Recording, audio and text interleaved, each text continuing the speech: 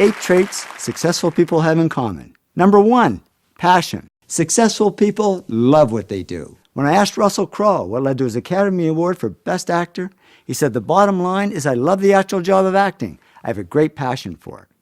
Successful people in all fields love what they do, whether it's astrophysicist Jamie Matthews, author J.K. Rowling, or athlete Michael Phelps. And not just big names. Margaret McMillan, a history professor, says, I spent my life doing what I love. Carlos, a bus driver I sit with at Starbucks, says, I love what I do. I've only missed 3 days in 4 years.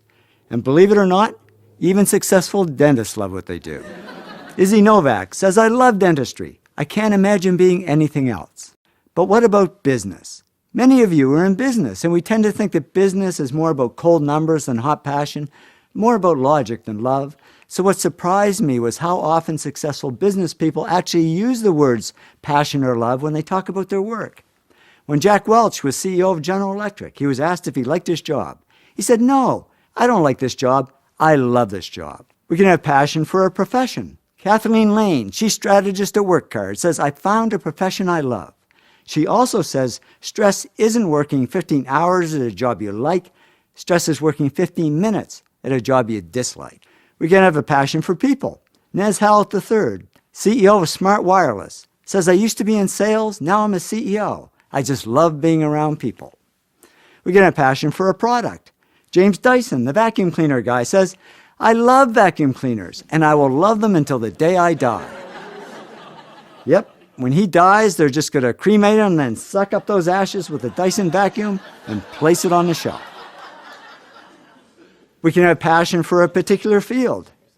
Anita Roddick, the great founder of The Body Shop, once said, I love retailing. I love buying and selling and making connections. She also said, I don't like systems, financial sheets, or plans. Yes, no matter how much we love what we do, there's always going to be stuff we don't love. The trick is to make sure the stuff you don't love only takes up 20% of your time, and the stuff you do love takes up 80%. If it's the other way around, we're in the wrong job. Passion is sometimes mistaken for ambition. People call Donald Trump ambitious, but he says, I'm not ambitious. I just love what I do. And if you love what you do a lot of stuff. And then people say, oh, you're ambitious. The cool thing about passion is it turns underachievers into superachievers. I have a long list of famous underachievers, like Albert Einstein, who people said would go nowhere when they were young. For instance, who said this? Besides me. I was sitting in my room being a depressed guy, trying to figure out what I was doing with my life. Turns out it was Bill Gates. Bill was such an underachiever, his parents actually sent him to counseling. Yeah, I can just hear the neighbors back then saying, geez, that Gates kid, what a loser. He's never going to go anywhere.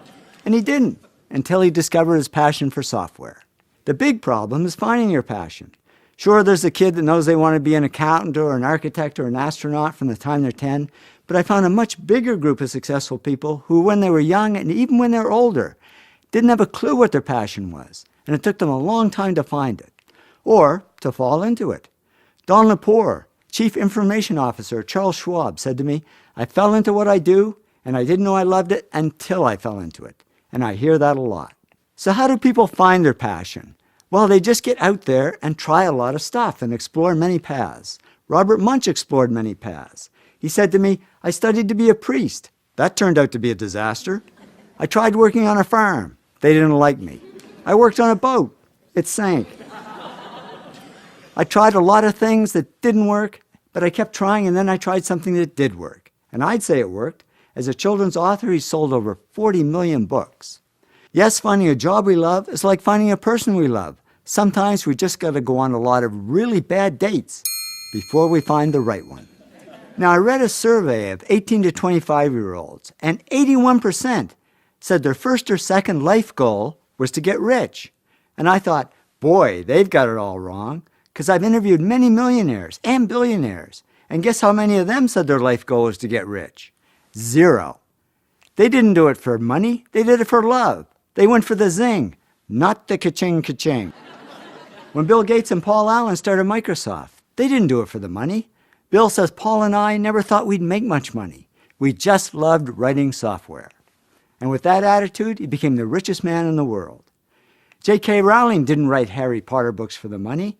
She said, I love writing these books. I just wanted to make enough money to continue to write. And with that attitude, she became a billionaire. I became a millionaire by following my heart, not my wallet, and a number of times I walked away from great-paying jobs to do poor-paying jobs I love better. Once is when I had a great job traveling the world, making a lot of money, but I wasn't doing the one thing I loved at the time, which is photography. So I said, I think I'll leave and start my own little photo company. My heart said, yeah, go for it. My wallet and all my friends I might add said, are you crazy? You can't walk away from all the money. You'll starve. I didn't listen to them. I walked away. And yeah, at first there wasn't much money. But it didn't matter because I was having fun doing what I loved. And eventually the money came. And much more than if I'd stayed in my old job. So I learned it's true what they say. If you do what you love, the money comes anyway. So I'd say if you really want to get rich, put money at the bottom of your goals list and passion at the top. And why does it work that way? Because if you love what you do, you'll automatically do the other 7 things that lead to success and wealth. You will work hard. You will push yourself. You will persist. And what if you're in a job you don't love? Well, just follow your passion on the side. Remember, Albert Einstein was a patent clerk. That was his job, but his passion was physics. And he wrote 4 of his most important papers in his spare time as a hobby and became one of the world's greatest scientists. So it's amazing what you can do if you love what you do.